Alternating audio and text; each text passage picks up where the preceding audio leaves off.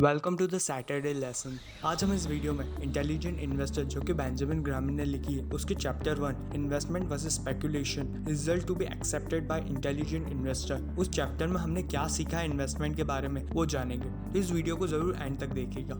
तो पहले हम बात करते हैं इन्वेस्टमेंट होता क्या है। बेंजामिन ग्राहम अपनी इन्वेस्टमेंट डेफिनेशन के बारे में बताते हुए कहते हैं कि इन्वेस्टमेंट ऑपरेशन में 3 एलिमेंट काफी सबसे ज्यादा इंपॉर्टेंट है। एक thorough analysis, promise of safety of principal and adequate return. अगर ये तीनों एलिमेंट नहीं होंगे कि इन्वेस्टमेंट में तो एक स्पेकुलेशन होगा। अगर हम तीनों एलिमेंट को और आगे डिस्कस करते हैं तो यहाँ पर हमें बेंजामिन ग्राहम के थॉरो एनालिसिस का मतलब पता चलता है। बेंजामिन ग्राहम कहते हैं कि यहाँ सबसे ज्यादा इंपॉर्टेंट कंपनी के बिजनेस को समझना हो जाता है, क्योंकि हम बिजनेस को समझकर बिजनेस की रियल वैल्यू मतलब उसकी इंट्रिंसिक वैल्यू को निकाल सकते हैं। फिर हम उसे करंट प्राइस से कंपेयर कर स्टॉक अंडर वैल्यूड है या ओवर वैल्यूड है ये निकाल सकते हैं।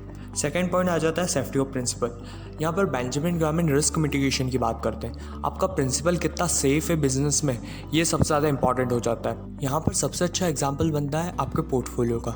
हम जब भी प्रिंसिपल को इन्वेस्ट करते हैं किसी बिजनेस में तो हम देखते हैं हमारे पोर्टफोलियो में कि हमने प्रिंसिपल को किन किन सेक्टर्स में या किन किन स्टॉक्स में लगाया है, ताकि हमें पता चल जाए कि अगर कहीं एक जगह लॉस होता है तो हमारा पूरा प्रिंसिपल लॉस में ना जाए। तीसरा एलिमेंट जो आता है वो एडुकेट रिटर्न। ये काफ़ी इंटरेस्टिंग है। बेंजामिन ग्राहम कहते हैं कि आपको एडुकेट रिटर्न चाहिए, not an extraordinary.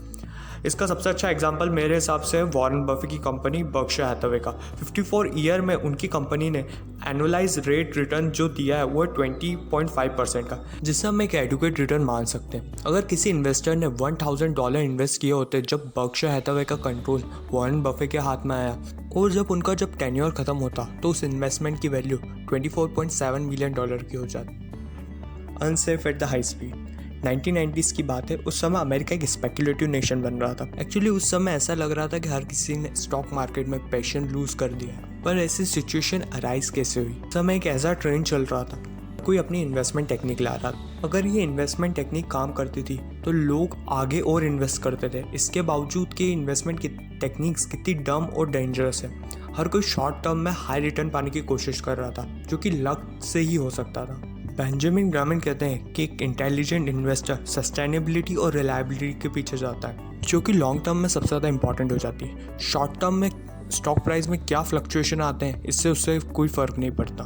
Benjamin Graham एक अच्छा एग्जांपल सेट करके बताते हैं। मान लीजिए आपको 130 माइल्स का डिस्टेंस कवर करना है। आपके पास आप एक रिलायबल और सस्टेनेबल स्पीड से अगर इसे कवर करें 65 या 50 माइल्स पर आवर की स्पीड से, तो आप डिस्टेंस 2 घंटे में कवर कर लेंगे। मान लीजिए आप 130 माइल्स की स्पीड पर डिस्टेंस कवर करने की कोशिश करते हैं। शॉर्ट टर्म में थोड़ी देर तक तो आप वो स्पीड मेंटेन कर लोगे, पर लॉन्ग टर्म में वो स्पीड मेंटेन करना आसान नहीं है।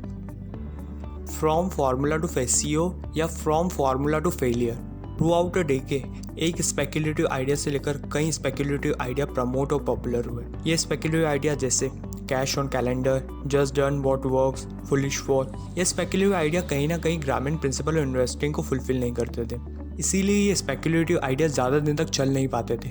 एक एग्जांपल से समझते हैं। जस्ट डन व्हाट वर्क्स 1996 में मनी मैनेजर जेम ओ शेगनी ने अपनी एक बुक पब्लिश करी, what works on wall street. उस बुक में उन्होंने एक स्ट्रैटेजी बताई और वो स्ट्रैटेजी काफ़ी सिंपल सी थी। हमें केवल 50 ऐसे स्टॉक्स खरीदने हैं जिनका हाईएस्ट 1 ईयर रिटर्न है। पिछले 5 साल में उन स्टॉक की अर्निंग राइज हुई हो और जो शेयर प्राइस है वो 1.5 टाइम कम हो कॉर्पोरेट रेट रेवेन्यू से। उन्होंने इस स्ट्रैटेजी के बेसिस पे ये क्लेम किया था, अगर 1954 में अगर किसी इन्वेस्टर ने $10,000 इन्वेस्ट किए होते इस स्ट्रैटेजी के बेसिस पर, तो 1994 आते आते $10,000 की वैल्यू $8 मिलियन हो जाती और एवरेज रिटर्न जो था वो 18.2% का मिलता। इस फार्मूला के बेसिस और स्ट्रैटेजी के बेसिस पर उन्होंने 1999 में 4 म्यूचुअल फंड इस्टेब्लिश करे और जो असेट मैनेज कर रहे थे वो 4 म्यूचुअल फंड, उसकी वर्थ थी $175 मिलियन।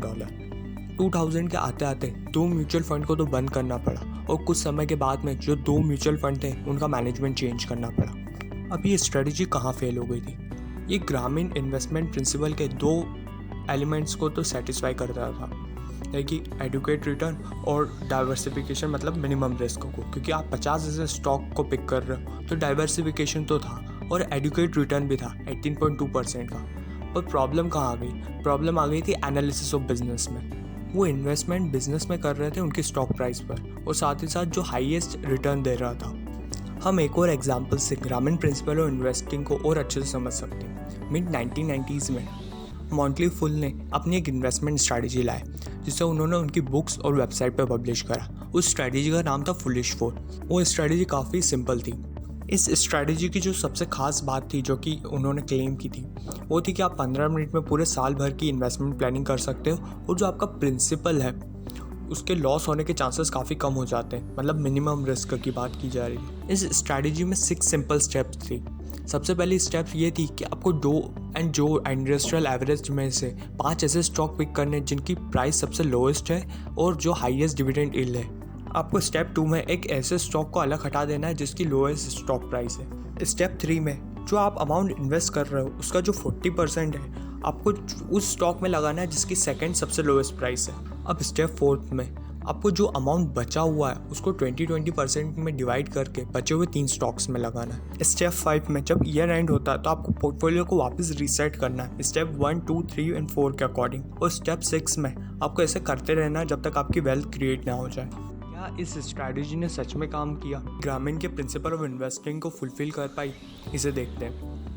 सबसे पहले मिनिमम रिस्क। ऐसा क्लेम किया गया था कि इस स्ट्रैटेजी के थ्रू आपकी रिस्क मिनिमम हो सकती है, पर ऐसा सच में था क्योंकि आप 40% जो आपका अमाउंट है जो आप इन्वेस्ट कर रहे हो वो एक ही स्टॉक में इन्वेस्ट कर रहे हो। यहाँ पे डाइवर्सिफिकेशन तो है नहीं। अगर वो इन्वेस्टमेंट लॉस मेकिंग हुआ तो आपका 40% अमाउंट जो है इन्वेस्टमेंट का वो डूब जाएगा। फिर दूसरा है एनालिसिस ऑफ बिजनेस।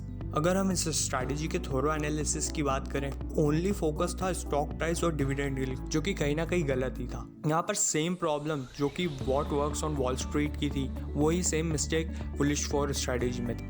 एक्चुअली जब भी हम लार्ज डाटा को एनालिसिस करते हैं किसी कंपनी की जो कि अबव एवरेज रिटर्न दे रही है इंडस्ट्री का, तो कहीं ना कहीं कुछ चीज़ें कॉमन आ सकती है। अगर हम उसके बेसिस पे स्ट्रैटेजी बनाते हैं, आगे स्ट्रैटेजी वर्क करेगी या नहीं करेगी ये बताना काफ़ी मुश्किल हो जाता है।